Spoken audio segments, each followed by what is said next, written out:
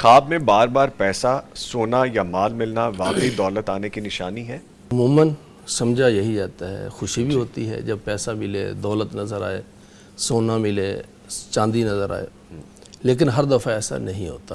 اچھا، اللہ تعالیٰ نے قرآن پاک میں فرمایا انما اموالکم و اولادکم فتنہ، جی، خاص طور پہ جب یہ مال نظر آئے اور اس کے اندر کوئی خدشے، خطرے، خوف کی کیفیت بھی ہو تو یہ آزمائش کی طرف اشارہ ہوتا ہے۔ اور سونا، گولڈ، یہ اگر بہت زیادہ مقدار میں ہو یہ بھی آزمائش ہی ہوتا ہے، اور کسی چیز کے جانے کی طرف اشارہ ہوتا ہے۔ ذہب عربی زبان میں سونے کو کہتے ہیں، اور ذہبہ عربی زبان میں جانے کو کہتے ہیں، تو یہ آزمائش بھی ہوتی ہے۔ اور بسا اوقات انسان تنگ دستی کا شکار ہوتا ہے اور خوشحالی اور فراوانی وہ چاہ رہا ہوتا ہے کہ مجھے مال مل جائے، مجھے فلاں چیز مل جائے، پھر وہی خواہش۔ رسول اکرم صلی اللہ علیہ وسلم نے فرمایا کہ جو تم خواہش کرتے ہو، جو تم چاہتے ہو، جس کے بارے میں سوچتے ہو، وہ تمہارا خواب بن جاتا ہے۔ اور عربی زبان میں یہ جو مال ہے نا، مال عربی زبان میں مالا، اس کا مطلب ہوتا ہے میلان، جھکاؤ۔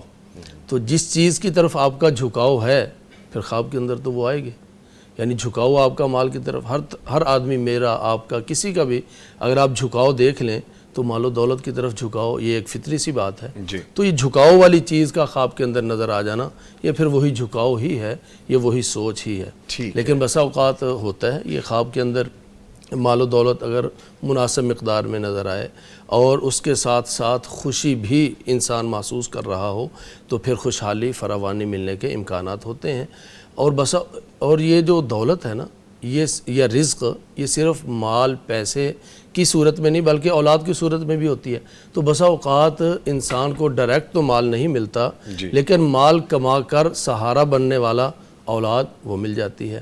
اور بسا اوقات گولڈ کی بجائے چاندی نظر آتی ہے، یہ چاندی مل جاتی ہے، تو چاندی جو ہے یہ بالکل خیر و برکت کی علامت ہے۔ اس کا کلر اور چاندی بذات خود یہ نیکی اور خیر کی طرف اشارہ ہوتا ہے۔ ٹھیک ہے۔